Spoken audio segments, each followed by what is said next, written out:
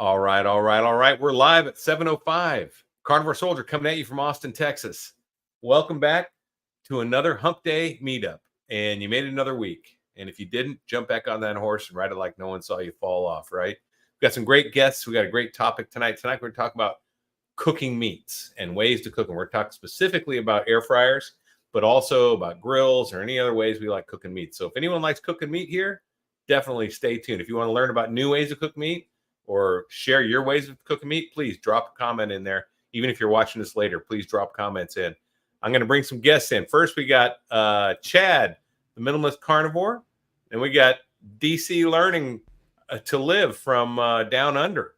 And then we got John from Florida. So we got all these guys down. We're all kind of beach guys, I guess, really, right?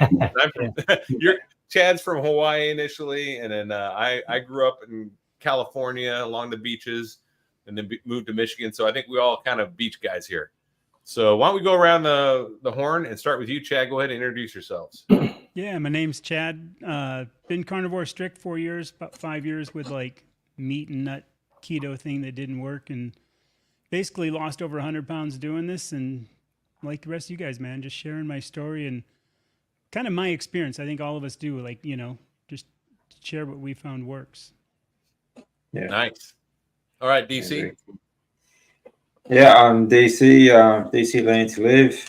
Been strict keto and carnivore for 9.5 years. Lost a heap of weight, fighting blood cancer, and yeah, so that's my story in a nutshell. Today is Anzac Day in Australia, so that's the reason for the backdrop, and just remembering the people that we lost in our services along the way. Absolutely. Lest we forget. And then John, carnivore teacher, why don't you share yours real quick? Sure. I went keto 5 years ago for a year, meat and veg and fruit and nuts, and then went to Ketovore for about 3 years and basically took almost all of the veg and nuts and fruits out. I just had avocado and coffee and a few nuts. And then the last year and 4 months or so, strict carnivore, took out the coffee, took out the rest of everything else, and just upped my game and really improved everything that much more. And I'm not going back. I like it the way it is. I don't want to. I thought about it. You know, you play with it. You know, oh, let me see if I just add a little bit more of this back in again. And I don't like it. I don't like the way I feel. So I go back to carnivore. So we all do little tests. So that's where I am.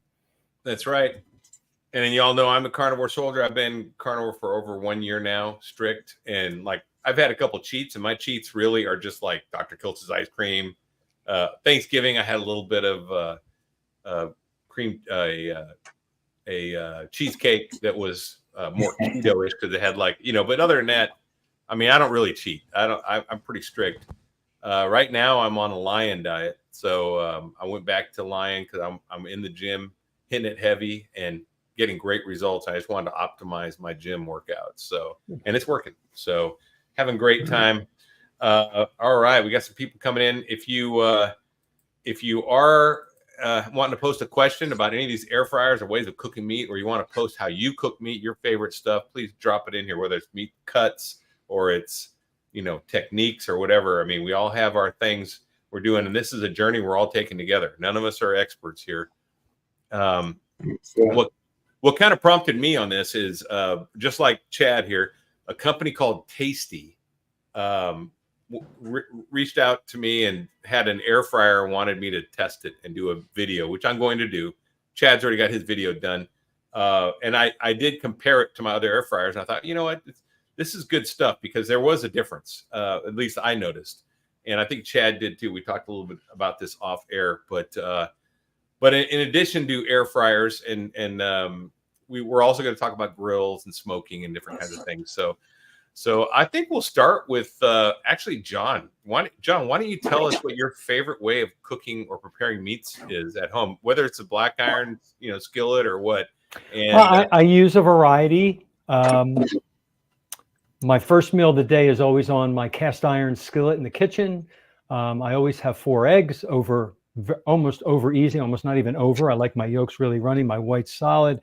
and leftover steak from the night before, or I'll make a bone broth soup with all that stuff in it. So I'll use a pot. But then for dinners, I have a Traeger grill. For those of you, I didn't know what a Traeger was before I found out about a year ago. So I'm going to share a little bit about what that is for the audience. I plug it into the wall, so it's electric, and you buy these wood pellets, these little wood pellets that look like gerbil food, and you pour them into the hopper, and there's this auger based on the temperature that you set your grill. It goes at a certain speed to pull in the wood pellets. The more pellets it pulls in, the hotter it burns, and it gives you your temperature. And then you're cooking on that. You can do it at a low temperature and smoke your meats. We do smoked ribs, smoked chicken wings. You can smoke things real slowly and make them cook deliciously that way. Or you can just use it like a regular oven or a regular grill, take it up to 450, 500, and just cook a regular steak on there and flip it. I also put a cast iron griddle on top of it, and I put butter on it, and I just treat it like my stove in the kitchen sometimes. So I love my Traeger grill, but I also have a regular propane gas grill that every once in a while we'll use. But those are the two main ones that I really enjoy. I do have it's not really called an Instapot. I think it's a Ninja something. Oh, yeah. It's an air fryer, and it works. It's great. I think I'm not really good at using it, and I notice I've got more parts to clean and put away, and so it's like every time I use it, I'm like, this is a pain in the neck. So I don't know. I would like to hear how everybody uses their air fryers. Maybe I'm doing it wrong. Yeah, I gotta say, low and slow is the way to go when you're doing meat. And you can do it in an oven. You can do like a reverse sear where you get the temperature at 225, but I prefer it in a smoker. And then you just let it sit there till the temperature comes up to your medium rare or wherever you want it, and then sear it, right? But hey, we had someone just join us, Robin. Hey, Carnivore's everybody. grandma. Hi, Robin. I don't know if you've met all these people, Robin, but we have the carnivore teacher. We have DC Learning to Live and Chad, the minimalist carnivore here. Have you met them? I have not met everyone in person yet. So, yeah, I mean, I've seen you guys all around, of course. Yeah. But it's really great to be here with you guys tonight. Sorry I was late. That's okay. Why don't you just introduce yourself and your channel? Yeah. My name is Robin Heron. My channel is at Carnivorous Grandma. And oh my gosh, what do? I do a lot of cooking. So this is a great topic for me tonight. I love to cook. On Monday nights, I have a show with 4 other ladies that's called Meaty Mondays with the Fierce Felines.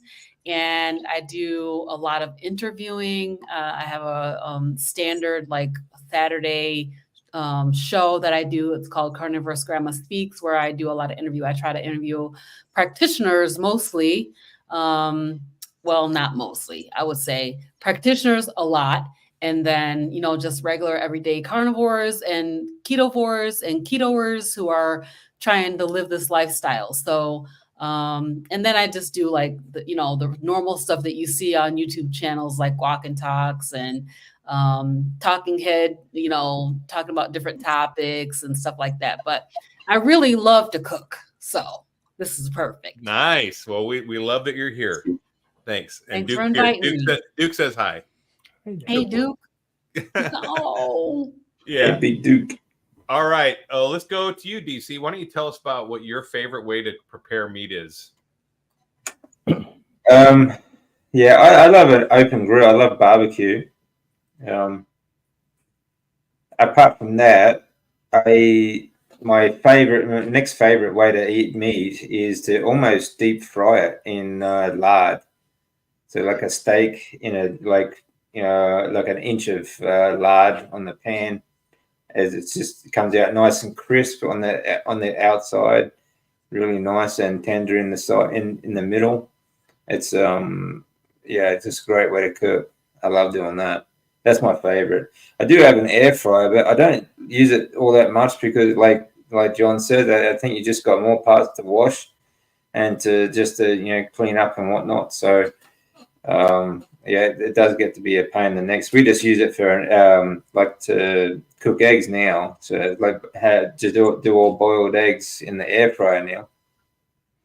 But Yeah, apart from that, the meat wise, either barbecue or yeah, pretty much almost deep fry in the pan. It's really fantastic.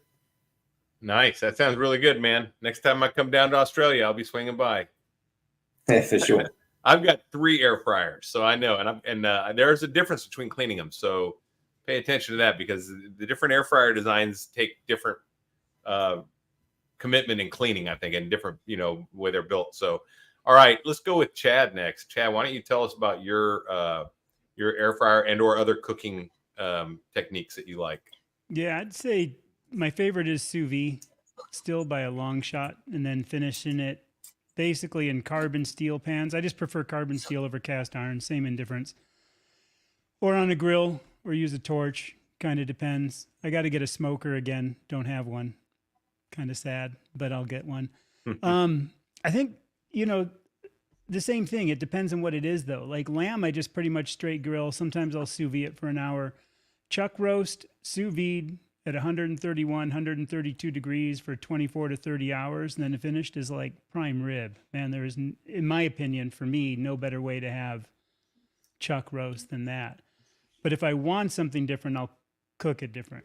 But I tend not to do like chuck roast in a, what do you call it, a crock pot, or you know what I mean? Yeah. Slow cooker. Because I like my meat really rare. Like they were mentioned earlier, the Pittsburgh, I like my steaks blue. Like if I have a ribeye, I want it really rare, like below rare. So that's kind of, I'd say the quick. And I have found the air fryer that we both got, the Tasty, does lamb chops incredibly well. Yeah. I got to say they're giving the grill one a run for my money. I think they're a little more moisture with a touch different flavor. I won't say worse or not, but the one big thing that I hit on all the time is dry brining my meat. Basically, you salt it, put it on a rack, put the rack on a sheet pan so it doesn't drip in your fridge. Anywhere from 2 to 3 days is usually what I go for. If it's really thin, maybe a day, but so dry brining is the key for me, and then sous vide. Yeah, that you just don't want to over dry brine it, because if you do that, it'll get tough. Yeah. I've done like that before. 2 to 3 on big cuts. The lamb chops are super thick. I have the chuck steaks are super thick. The steaks I have. If it was something thin, like a thin chuck steak, I'd probably do it only for like a day and a half. And I think the magic of the dry brine is what it is it's it's drying out the outer layer so that when you fry it, because if you fry a fresh steak, it loses an incredible amount of energy flashing that water to steam. Yeah. But if it's already dried, then it just starts making a crust immediately and just traps all the moisture in, I think. And that's the magic that I know. We'll hit that with the Tasty thing too, because when we were talking beforehand, like I did steaks that I normally dry brine, then I pulled one out, patted it dry, and did it normally. Yeah. Night and day difference. Dry brine is interesting. The way to go. Good deal. All right, let's hear from the Carnivore's grandma. What do you like to do? So what's your favorite? My favorite, I really feel like the cast iron is probably my favorite, but there's a little bit of a tie going on right now. The weather's breaking a little bit, and I have a natural gas grill out on my back deck. And so I pretty much, when it warms up even a little bit, I'll start to use that almost every single day, and put meat on there. So there's a little bit of a tie. I had a chance to do some picanha. One day last week, my stove just stopped working. It had an error code. And I was getting ready to bake a picanha the regular way, like, high heat, and then turn it down and let it sit in the oven for a couple hours. So the oven wasn't working, so I decided to put it on the grill. And I seared off that fat cap, and then turned the grill down and let it get up to temp. I like my meat about medium rare. And so that was very delicious. That picanha was really good. So I think it's a tie between my my grill and my cast iron. In the wintertime, I'm cast ironing all the time, doing all my steaks and meats, and even if it's chicken or whatever I'm making, I'm cooking it in the cast iron because I just like the way that tastes. So I'll sear it in the cast iron and then put it in the oven until it gets up to the temperature that I like. Now, regarding the air fryer, I have a it's called a Power XL I air have that fryer. one. I have that one. I'll be talking about it. Yeah. Go ahead. What do you think Yeah. about that? It's pretty nice. I really like it because you can take all the pieces out. You can take the door off, put everything in the dishwasher and wash it. It's really easy to clean. Super easy to clean. Yeah. Yeah. And I really like the fact that if I forgot to take out, hey, hey, Nia's Nia, here. if I forgot to take my steak out of the freezer, I Right. can just put that steak in the air fryer and Yep. push the button one time and it's going to come out a perfect medium rare. So I mean, texture wise, it's not always the best to do it that way, but in a pinch, it works and the steak still tastes good. So yeah, I think between the cast iron and the grill are my two favorites right now. That's awesome. And to be clear, she doesn't like cooking outside in the winter because she's from Michigan, Kalamazoo, right? Yeah, Kalamazoo. Yeah. She's right. And That's listen, right. that's no joke up there in the winter. Winter up there is legit. Because I Yes, went it to Michigan State and I'm used to it. Yeah. So if at the wintertime you cook indoors, you do not go outdoors. Down here outdoors in the all wintertime, year it's not a round. problem. Maybe a little Yep. chilly, but can definitely do Yep. it. And I agree, though. I do love my gas grill, and I use it a lot. And I like my smoker, and I love my air fryer. I mean, and I have that same Power XL, which I'll be bringing up just to show off, kind of not to show how much it costs and what it looks like. Is yours the clamshell type? Yeah, with the door that opens. The door, yeah, the top door, or is yours a front? No, it's like a front door, and yours it like comes an oven. down. Yeah. like an oven. Mine Yeah. actually the clamshell. So you lift it, and then it's got a Oh. basket you can pull out and throw in the dishwasher. Which is Okay. nice. Yeah. I like the basket one because you can put things down inside of it. This one you kind of got to slide it in just like an oven. Right. And then you got levels so that you can, put something at the top and get it really crispy at the top or something at the bottom. And you got levels inside there. So it's a pretty nice, my mom gave it to me and I love it. It works really well. Cool. All right. Well, we had Nia join us. Nia, why don't you tell us, introduce yourself and tell us what your favorite way of cooking meat is? So we've all gone around already.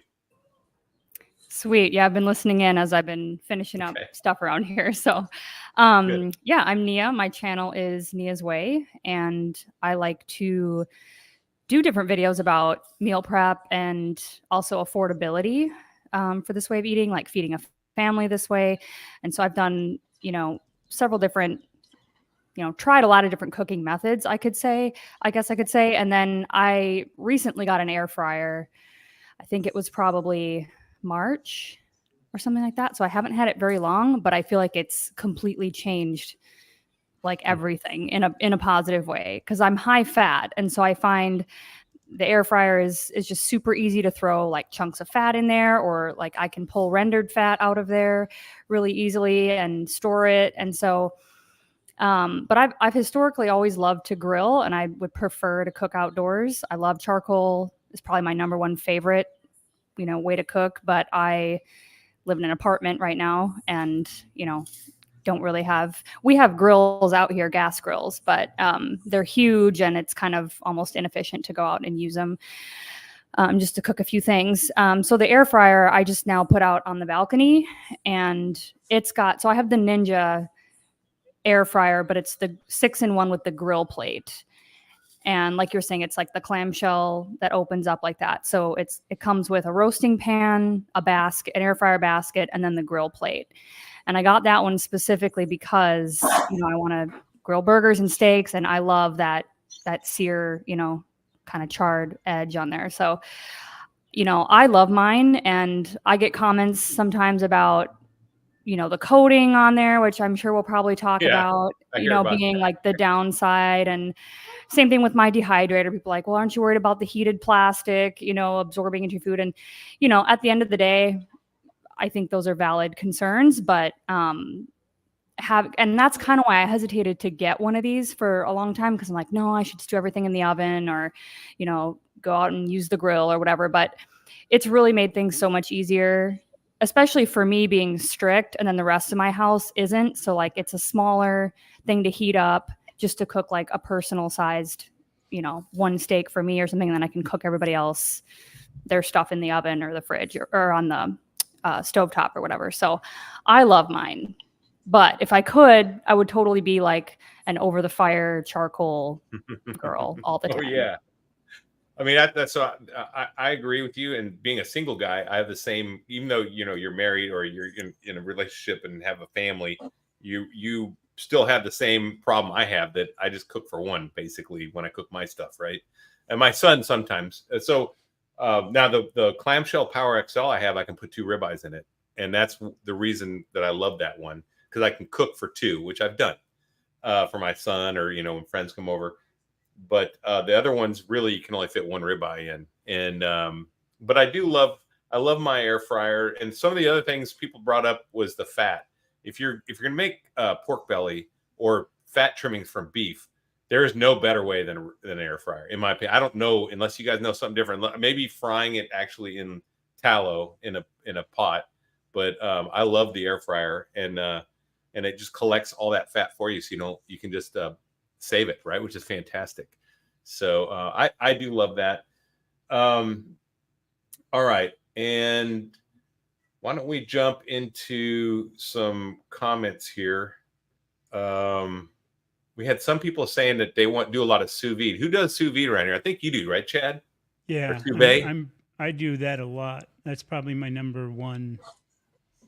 And can you favorite. explain that? That's where you sort of cook it in a plastic bag or something, isn't it? Yeah, you have a large vessel that holds water. And then you drop a circulator, they call them sometimes, like a wand or a stick in there that's got a heat, and it just keeps it to constant temperature, whatever you set it. So like a ribeye I'll do for maybe 3 hours at like literally only 115 degrees, because I like mine quite rare. And then you just basically finish it really quickly, like a really hot sear or on the grill or whatever you want. But I like it because the tough cuts of meat, like chuck roast, do literally come out like totally pink through the whole thing, and they're tender, if you do that 24 to 30 hours on a cook. And getting to that interior, can I hit on that real quick, Lair? Yeah, go ahead, man. I don't know. I kind of joke. We've all been eating bad most of our lives before we found this way of eating, so I'm not too worried. If you drive a car with a modern interior, I think you're getting more problems from a modern car interior than you are a bag. The same thing. If you go to a store, think about all the off-gassing in modern stores. And the receipts. There's no escaping it. And Yeah. like even for the sous vide, I've never found an article about the plastic bags that have any issue, because they don't ever get that hot too. That's the one thing. It never gets that hot.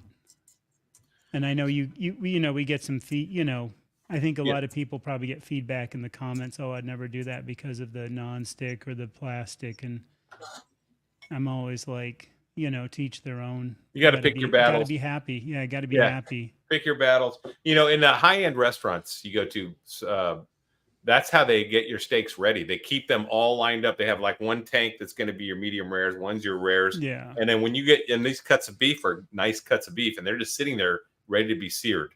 That's how they can get it out to you so quick and perfect at the same time. It's very similar to a reverse sear I was bringing up earlier, which I've done, where you can put the steak into an oven, or steaks into an oven at 225 with a probe, and get it to the temperature you want. Like I like mine about 105, and then I pull them out, then sear them, and they're very nice and bloody in the middle, all the way through. Perfect temperature though, right? And one benefit you get with that you don't get with the sous vide is that it does dry the outside of the steak out while it's in that oven, right? And especially if it's up on a rack. So that's kind of because it circulates the hot air around it. Now, are you dry brining before that though, or not? You can do it without dry brining. Yeah, I know you can, but do you ever do that much or not too much? I have done it. Yeah, I didn't do it today. Well, I am doing it today. I'm doing it for like a day, not a full. Yeah. After we're done here, I'm going to test out my tasty air fryer again. There you go. Throwing it. So here's the other deal. This is the reason we brought it up.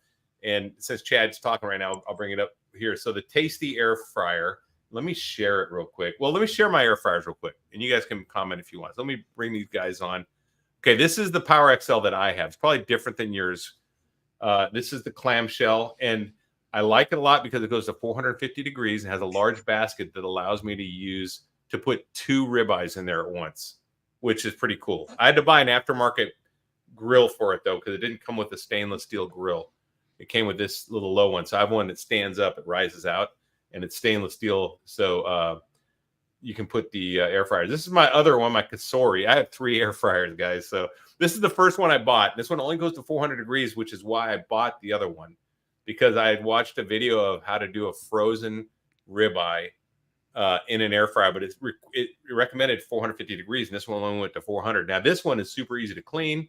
This is my go-to when I'm frying pork belly or fat things. It's really big, and it's just a great air fryer. I got nothing bad to say about Kasori other than it goes to only 400. And this is the Tasty, the one that we got sent to evaluate.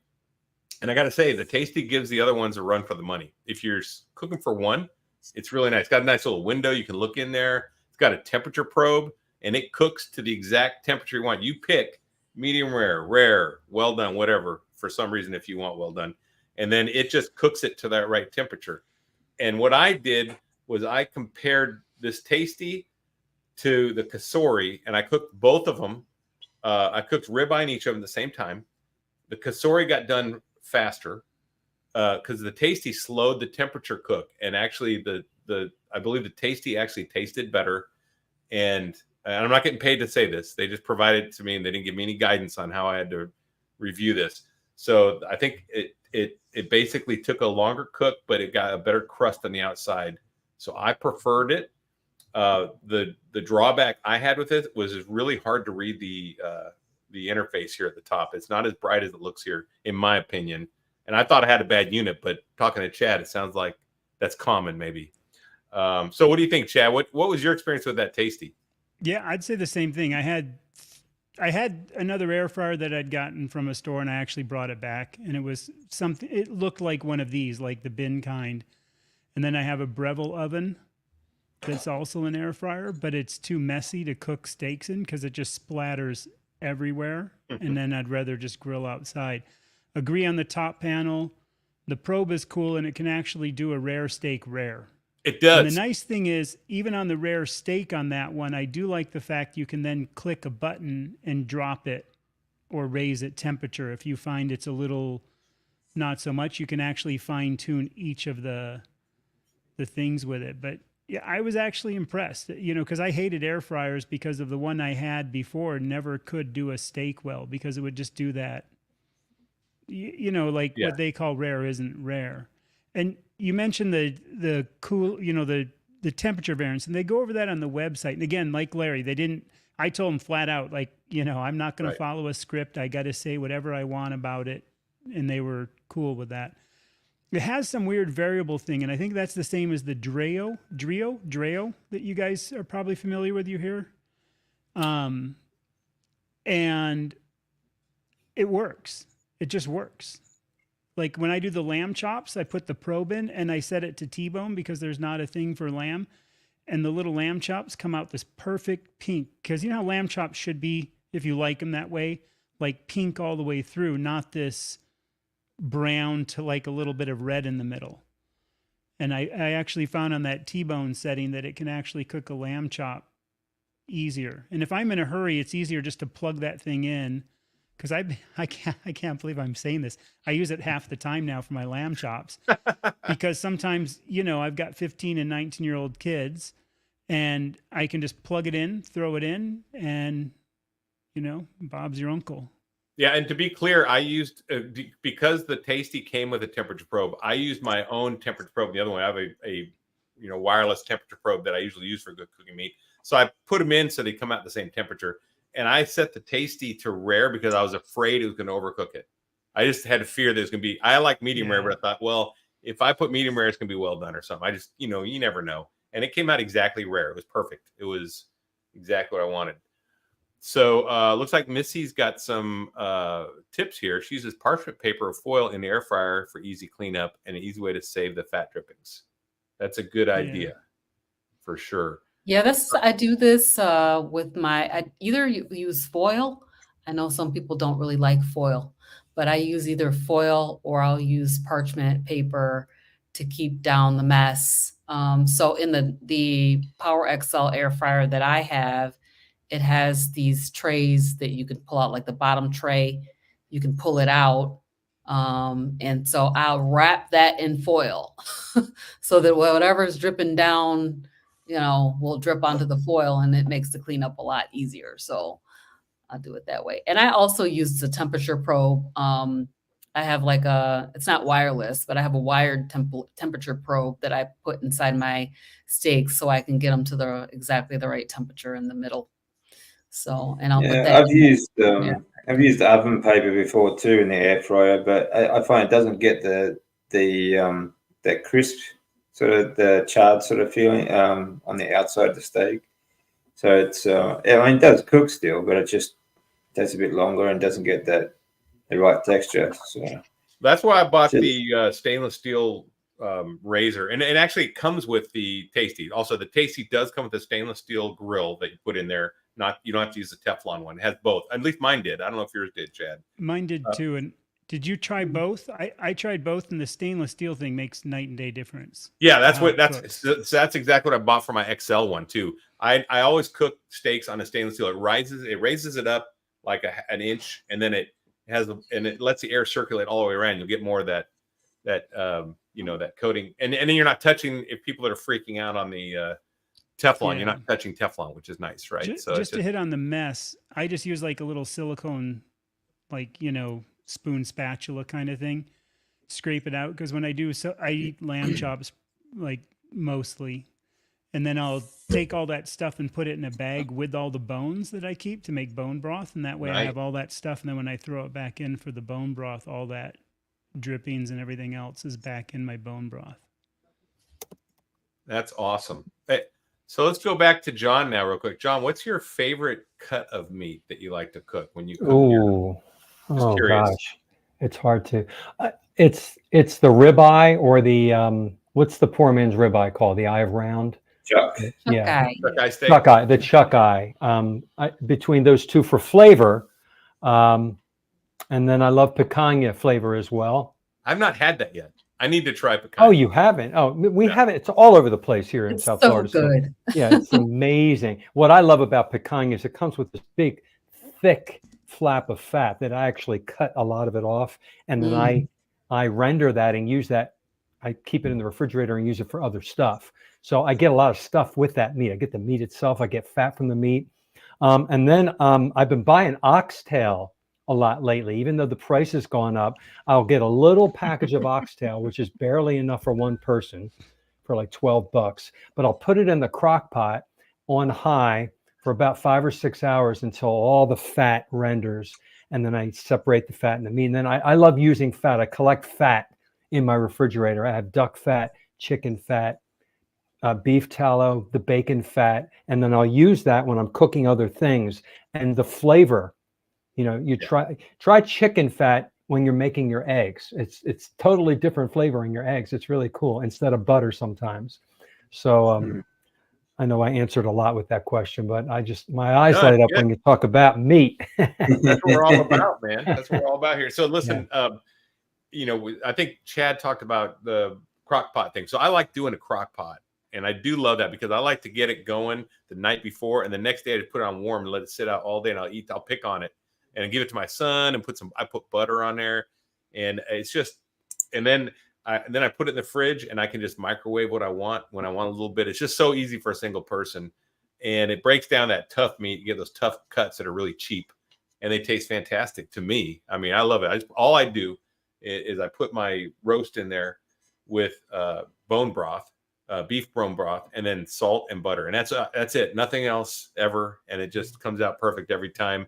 And people love it. When I have game night and have kids over, like my son and his friends come over and my neighbors come over, man, they just beg for that crock pot meat, which is great. So I serve it up, man, and it's so good. And they're drinking the broth. They're like, "Oh, can I get a cup of that broth?" I'm like, "Yeah, it's like, it's like soup." It's so good for them, right? All the collagen, all that salt, all that fat, man. I feel really good being able to feed my friends and family with that and feed myself and have it taste great. So it's just a different flavor palette too. Like totally tastes different than eating a ribeye or a burger to me. I don't know about you guys, but I just like to have a little. It's variety, right? Yeah. Nia, what do that's you right. do for variety when you're cooking? Do you like changing cuts of meat, or do you and preparation styles? What's your go-to? Man, well, I've been lying for about 30 days, and then I've just started adding some things back in, like egg yolks. And so when I was doing just red meat, that was kind of the challenge. I was like, what different things can I make? And I'm also trying to do it as affordably as I can. So I've been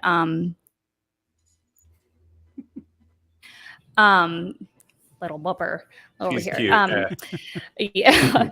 I've been buying a lot of whole briskets because they are really affordable. I get them sometimes at Sam's, sometimes at Walmart, and even I just got another one at my local Tom Thumb today for $2.99 a pound. Wow. The last one I got for $1.99 a pound around Easter. It was on Wow. sale, and I got a whole ribeye from that same Tom Thumb on Easter weekend for, I think it was $5.99 a pound. It was like insanely cheap. Wow. So I just put a video up on my channel about breaking those down, and I'm by no means like a professional butcher, but with that brisket especially, I was trying to figure out, like, instead of just throwing it in the slow cooker, kind of like you guys are talking about. Some people love that, but I don't really like it when it's super shredded. Like, it almost just tastes too dry. And even though there's a lot of fat on it, it's like it just kind of renders out, and it's just like the broth is really fatty, but the meat's not. And so I've been using, I cut that down basically, and then distributed the fat so that it was more even, because there's parts that are real lean and then parts that have a lot of fat. And so I've done a couple of them as roasts, but I did them like maybe 2 pounds on the roast setting in my air fryer. So at like 325 for 20 minutes, and then turned it down to, like, the lowest mine goes is 250, I think. And the highest it goes is 550. So I think I did, 325 for 20 minutes and then 250 for an hour. And that was like, the fat was like just perfectly like crispy on top, but still soft. And like, it was just about to fall apart, but not too, soggy or, overly dried out. I was like, this is my favorite now, because I've tried thin sliced brisket. So slicing thin, and I haven't been, the first time it was okay, but I haven't found like the best way to do it. I have made brisket jerky out of the lean part, cut it really thin and dehydrate it, and that was good. So yeah, I just try to find, and I love chuck roast too, kind of the same thing. So I'll just do like a smaller portion, like a 1.5 to 2 pounds in the air fryer, because that's what will fit, and then eat off of that for a couple days. And it's just, there's so much fat on those briskets, you guys, and so cheap. I don't know if that's everywhere or if it's just Texas or what, but I just got another one today because I was like, I couldn't pass up the deal. I'm like, okay, it's my macros, and it's, several things to do with it. When you say that your crock pot meat's dry, are you searing it really well before you put it in there? No, I never really did. And I think that's the issue. Like, I've tried a couple times, but because I do have some cast iron, and I just don't like using it on the ceramic stovetop. I know it's kind of like some people do, but I would kind of be lazy, but so that's why I like the air fryer. It's so easy because I just put it in there on 350 or 325 and then just turn it down, and it's like set it and forget it, and it's perfect. And then it just stops when it, turns off when it's done. I wish mine did have the probe, though. It doesn't. Yeah, I can say that the one we've got here, I have to say, and I would recommend the Tasty air fryer, and I think Chad would too, just because the probe, and it's just easy, but it is small, and it's going to be a single person serving thing. Okay, we have a question, and I guess Chad might be the best person to answer it, but what about silicone bags for sous vide? Is it old guy carnivore, old man carnivore, Mitch? Old guy. Old guy, yeah. Yeah. Mitch and I were talking about that too. The silicone bags, the only downside to them is they're thick enough, they get kind of floaty. So you'd have to put a weight in there if you have steak, where the standard bags, I just find the Glad bags work better. But yeah, so they can work, but do know that they tend to float. I have a question about that, because I've never sous vide. Yeah. Are they vacuum sealed as you're sous videing them, so there's no air in them, so they don't float, or what? You can vacuum seal, and I use a mixture of vacuum sealing sometimes, Mm-hmm. and then you can do what they call the displacement method. So you kind of, if you have a Ziploc, and say your container's here, Mm-hmm. you drop it, push the steak down the water with keeping the top of the Ziploc out, so it kind of self-compresses onto the meat. Does that make sense? As it Yeah. gets pushed into the water, and then you just basically get the little Ziploc, right above water line, and then zip it up. And they'll call that like a displacement method. Do they ever have a sous vide where you put something in glass, a glass container? The only thing you could do that's close to that would be canning style. And I've thought about doing like a canning method in the sous vide just to see how it works. Yeah. Because I'm sure that could, right. I mean, if you guys have ever canned, that's the same.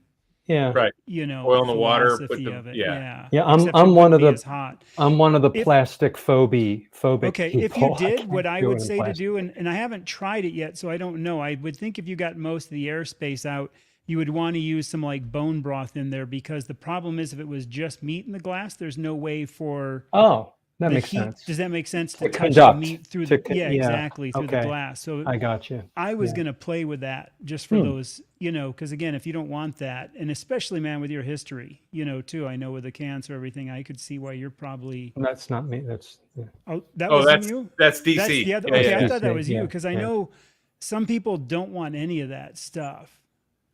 But no, I'm just curious, like, why don't you want it? Just Well, because you're trying to be optimal? well. or- I have control. This is something I have control over. that makes sense. And so I don't like everything in my house. I try not to have plastic. The bisphenol A is Okay. it's estrogen-like compound that messes up your hormones.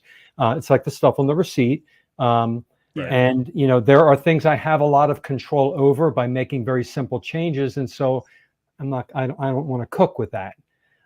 For me personally. Oh yeah, it makes total So sense. I wanted to just chime in here because there's and I don't have one of these, but I've heard of this sous vide machine that's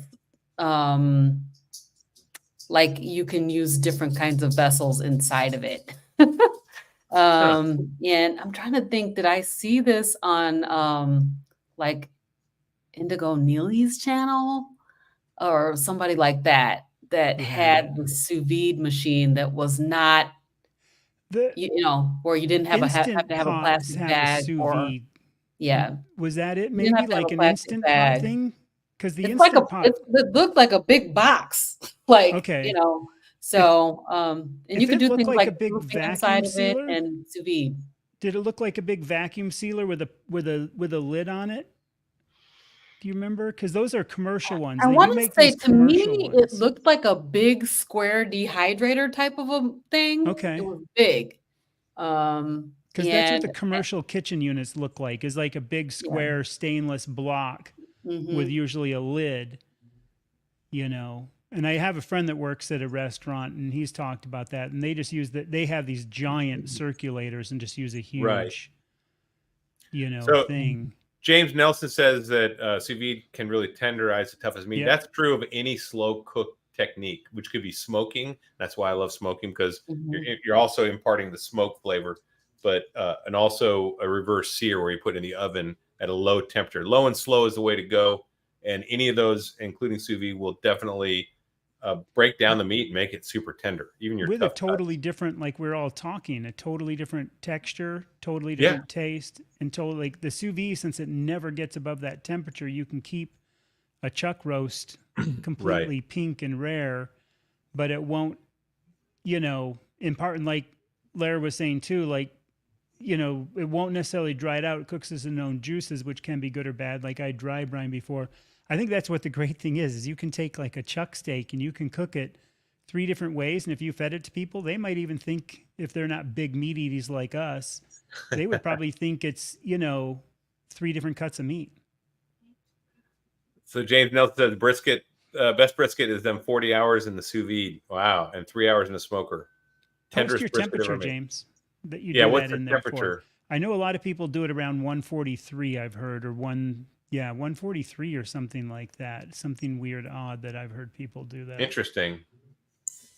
That's interesting. That seems like a lot of work. for me. Like, one of the best things about being carnivore is you save time cooking. You know, you're spending a week cooking a piece of meat. It's Well, actually now not, brisket though. in brisket in Texas, you're going to put something on. It's going to take 8 to 12 hours to cook a brisket. But if you and briskets are a huge cut of meat, man. We're talking giant meat that everyone eats as a group. You don't just like make a brisket for 15 yourself. pound. A single cut is 15 pounds. Yes, and what you do. So I usually go to the barbecue to buy brisket and pre-smoked. But if you want to do your own, if you're going to have an event like Thanksgiving, we do brisket, right? We bust out a brisket and smoke that thing all day, but it's on a Traeger. It's automatic, really. I mean, you're just going and checking on it, and maybe basting every now. It's not really a lot of work. It's not like it used to be. You're not making a bunch of sides. No, the sous vide is the same way. Yeah. Like when I do chucks, I'll usually do like 4 at a time, and it's just basically bagging them up, put them in there, and as just long as a timer. Well, the timer's on there automatically. So then when they're done, I just put the other ones in the fridge, and you can then it's cooked. So when you want it, you can just pull it out, sear it for a couple minutes aside, and you're good to go. Or even have it cold, and then it's kind of like cold cut roast beef. I think it's like anything. It's that kind of, if you get in the routine of just having it prepped, then it's all ready. Because I have stuff dry brining all the time. Yeah, and I don't spend a lot of time doing that. It's just for special occasions. But like a ribeye, so this is why I do like the air fryer. Like DC just said, I'm a single guy.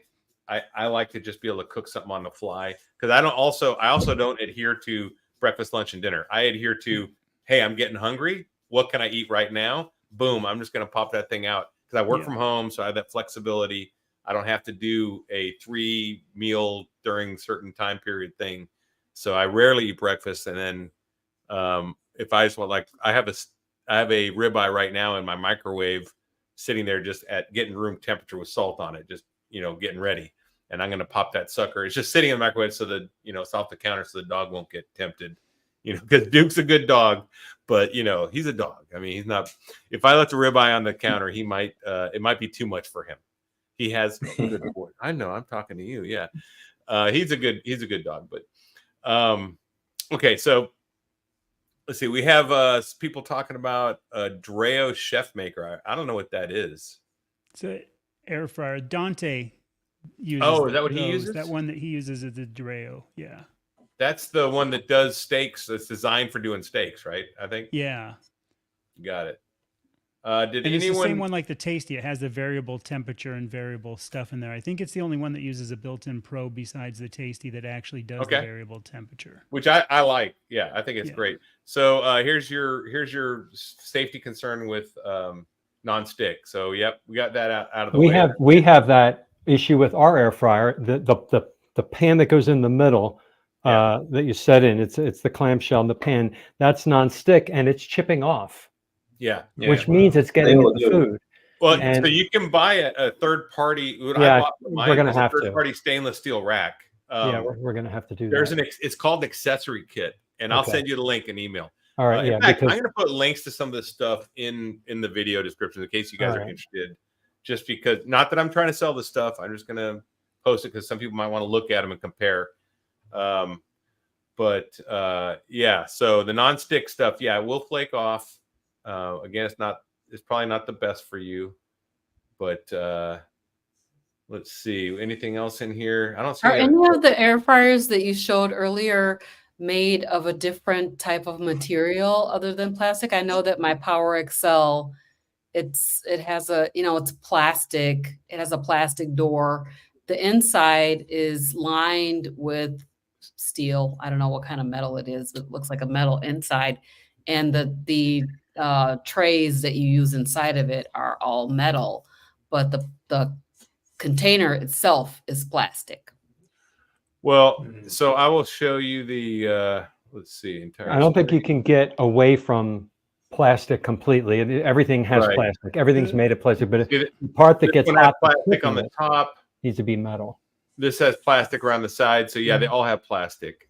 But they're all metal on the inside. The Breville oven I have that's an air fryer, like I said, the only downside is the door gets kind of dirty, but it's actually it's like the toaster oven. It's like a large toaster oven, and it's the oven we use. That's all like metal inside. There's no plastic. I Right. don't think there's any plastic on the Brevils anywhere. They're also pretty expensive, but they work incredibly well and they're quite large. So there is a way to get them without it. It's just the cleanup is kind of, it goes all over. But I have an outdoor Actually, kitchen. those old toaster ovens are pretty good too, actually. Yeah, and that's what this is. Yep. Is a Breville toaster oven / and it also does air fry, kind of thing on it. Has like a different thing. Wasn't cheap, but like I said, we use it for our main oven all the time because I hate the big ovens. So Arlene does pressure cooker. I don't have a pressure cooker. When I grew up, we had one, and my mom used to make tongue in it, a beef tongue, yeah. in the pressure cooker. That was the big thing. But Pretty dangerous though. What's that? Oh, it's dangerous. Yeah. They can Yeah, be you have to lock it dangerous. down, the steam Maybe. coming out. They're high pressure, right? Yeah. Yeah. I love my pressure cooker now. If I wanna cook a chuck roast in an hour, Exactly. That's a pressure cooker, you can't Is be that beat. right? It can't be beat. It's I have the I used to have the old fashioned kind with the the little thing that's on the top that jiggles around, and it's a little scary actually using The Boston Marathon style, right? that. But What the Colonel Dave from Sanders Bob. used for his chicken when he Colonel first Sanders. started his Yeah. Kentucky Fried Chicken. He that started right? out, yeah, he started out using pressure cookers. Yep. I Yep. think today that's one of the secret things is it's pressure cooked. Their Mhm. chicken. Yeah. Yep.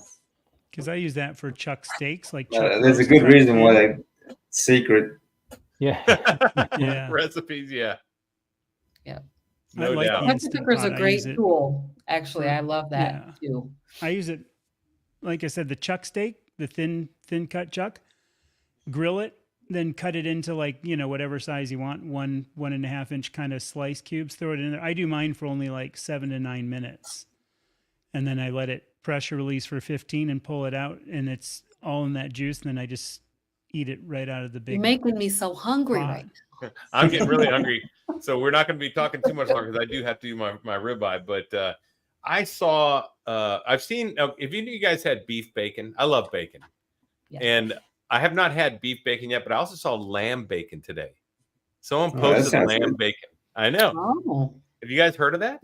Mm-mm. No, I haven't heard I've of not that. heard of lamb bacon. But it makes sense, like lamb's really fatty, so it'd be great bacon.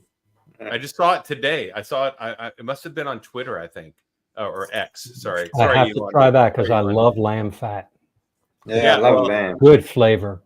Let's. If anyone finds lamb bacon, let's share that because Yeah. that if anyone in the chats in the comments, please post if you know anything about lamb bacon. 'Cause I saw it today and I thought, wow, that looks really interesting. 'Cause I do love lamb. I Yeah, think I lamb's saw fantastic. lamb bacon on that. If you guys have heard about Billy Doe Meats, which is like it's a place where they don't age their meats. Hmm. It's called Billy Doe. I'm pretty sure I saw that they sell lamb bacon on their website. That was That's the first place I've ever heard of it. That would be Oh, okay. amazing to try. I would love to try it. Yeah. I would buy it just to try it. That's a cut of meat I would just try. Like I'm going to buy some. Yeah. to see Actually, what- if you do lamb, if you do it, it's like sear the edges of it. If you cut it small and do like bite-sized pieces and sear each piece, and it comes out crispy on the outside. It's always nice and soft inside because it's really fatty. But if you like really crispy on the outside fat, it's absolutely delicious. I know in the US at least, and I'm sure it's the same in New Zealand and Australia, because that's where a lot of it comes from. Lamb's not aged. Like all our beef in the US is always 30 days wet aged in the cryovac bags, and lamb, they won't do it. And all of the places here, at least, like Costco and everything, it's always halal too on top of it. So technically, some other precautions are taken, but it's never aged. Interesting. There Hey, you we go. got a question from Josephine. How would you cook eggs if you don't have a stovetop? All I have is an air fryer, slow cooker, and microwave. I'm missing my scrambled eggs. DC, you're up. Yeah, the air fryer is great for cooking eggs. Like if you want to do boiled eggs, the air fryer is fantastic. You just go turn them over once, make sure they're cooked on both sides, and I think it's 18 minutes is perfect time in our air cooker, and they come out perfect. They shell easier, as well.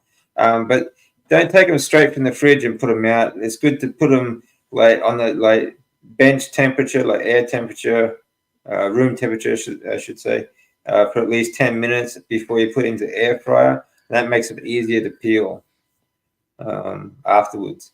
But really good. Yeah, fair. So can you do scrambled eggs in it? I guess you could. Like my basket, I assume I could do scrambled eggs in there, right? Yep. Yeah, but I mean, like with scrambled eggs, I mean, if you're gonna do it in the air fryer, you're basically gonna make an omelet and then sort of mix it up afterwards. You know. You can do scrambled eggs in the microwave too, actually. Yeah. Yeah. Yep. Right. So, a question from Beth: where did you find lamb bacon? I think I saw it on on X today. I was looking at X. I think I saw lamb bacon. I was just taken aback. I didn't actually find where it was at. Oh yeah. So Josephine says I can make deviled eggs. Yes, you make deviled eggs for sure. Absolutely. I love deviled eggs too. There's some great recipes out there too that are no mayonnaise, or you can make it with your own mayonnaise, like I do. I make bacon mayonnaise for my deviled eggs, which is fantastic. If you haven't tried it, you definitely need to. Next time you're going to an event and you need to bring something, bring deviled eggs and make them from home. People will love them, and they just taste great. So people love my deviled eggs. Do you have the recipe up on your channel? What's that? Do you have the recipe up on your channel? My deviled eggs, I don't. My mayonnaise, I do. I haven't done the deviled eggs yet. I'm going to do. I have mayonnaise. I have reverse seared steak, smoked reverse seared steak. I've got my frozen air fried. I've got some other recipes, meatballs.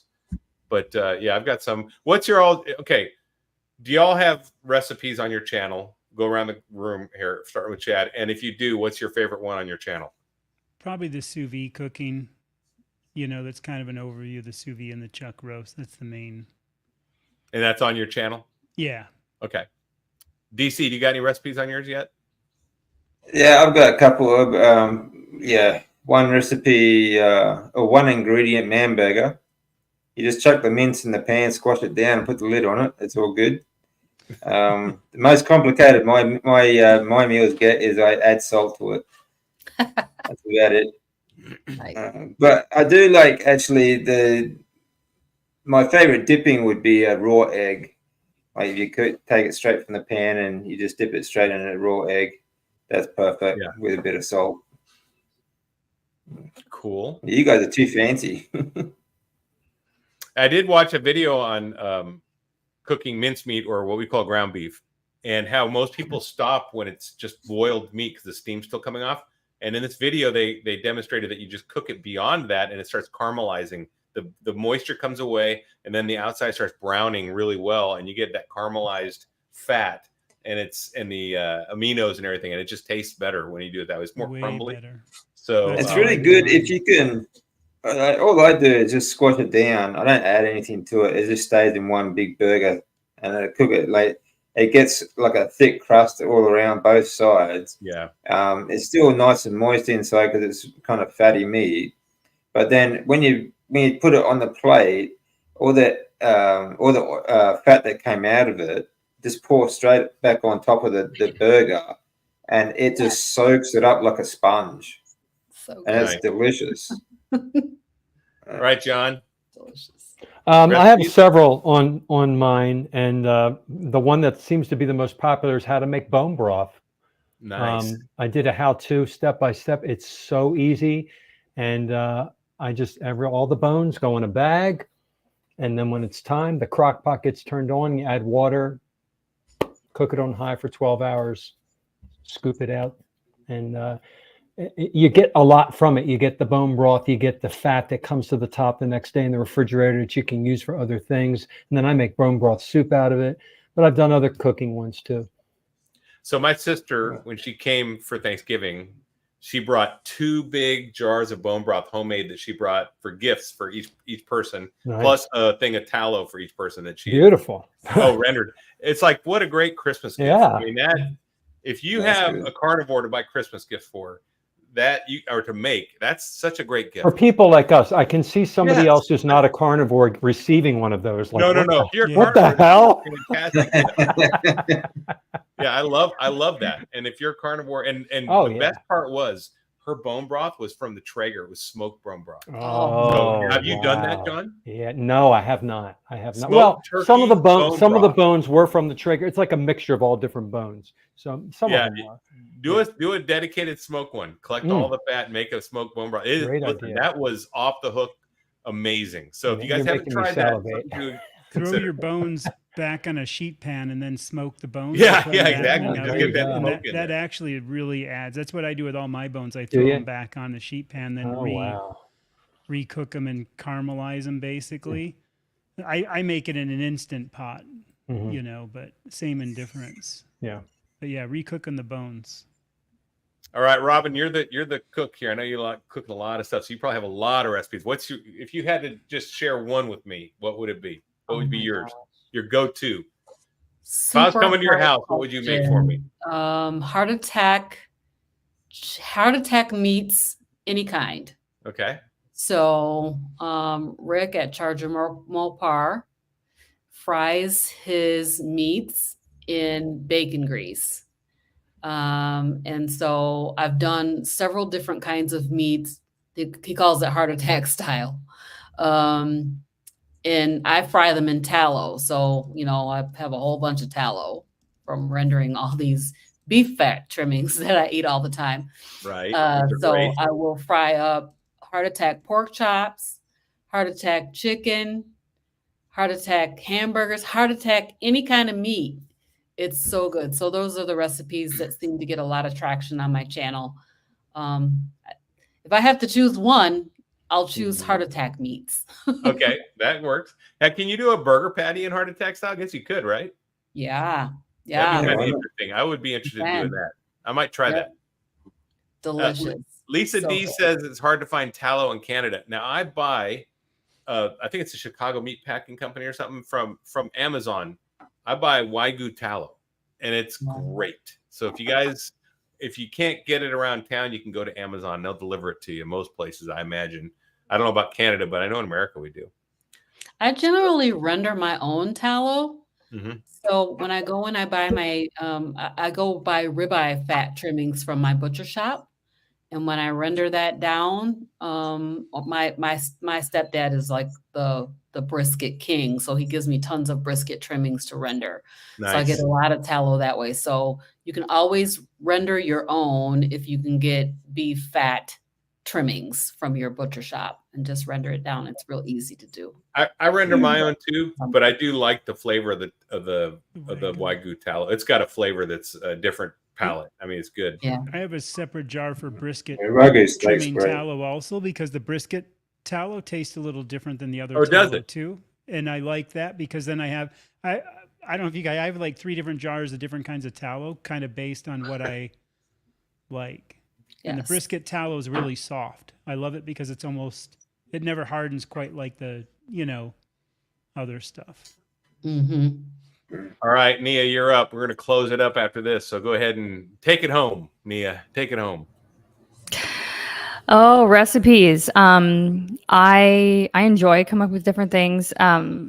Probably the most popular one that people have liked is the beef jerky, the dehydrated beef jerky, the ground beef jerky that I made. But I've made because I was like living on that for a while, and I'm about ready to add ground beef back in and see. I was wondering if I had a histamine thing with that, but I'm going to try adding that back in because I miss my ground beef jerky. And you just spread some tallow on that. I do the same thing you guys do. I have like a giant jar and I kind of just mix it all together. I do keep the beef separate for myself now, but I'll mix like pork and beef together.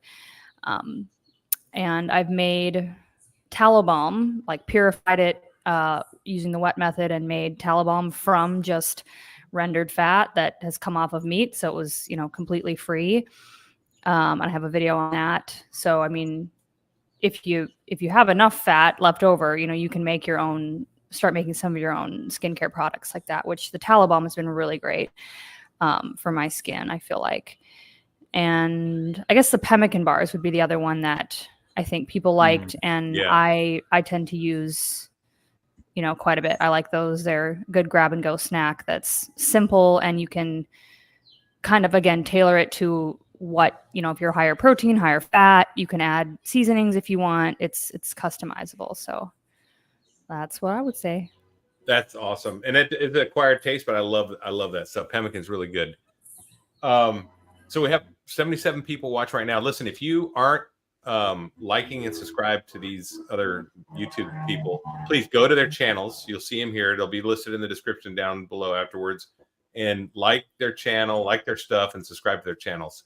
We're trying to grow this, and these are the people that are changing the algorithm, that are changing the narrative, that are getting the message out. These are the people that are making content for all of us, right? And our kids and our grandkids. We're gonna turn the nation around, or the world around. We got to do it here at this level. So please like and subscribe and follow. I'm going to drop you guys out. If you can stick around a little bit, we could talk for a few minutes afterwards. Not long, but I'm going to drop you out and say goodbye, guys. So thanks for showing up. Really appreciate you all. Ahui-ho. Bye, everybody. See you, everyone. All right, guys. That was a fantastic show. Thanks for stopping by. Appreciate you guys. Looking forward to seeing you next week. And also, if you're going to KetoCon, look me up. I'll be there. I will be at Hack Your Health this year, along with a lot of other providers. I mean, there's a lot of our content creators and medical providers will be there. It'll be a lot of fun. So anyway, thanks a lot, guys. All I got to say is stay strong and overcome. Carnivore Soldier, out.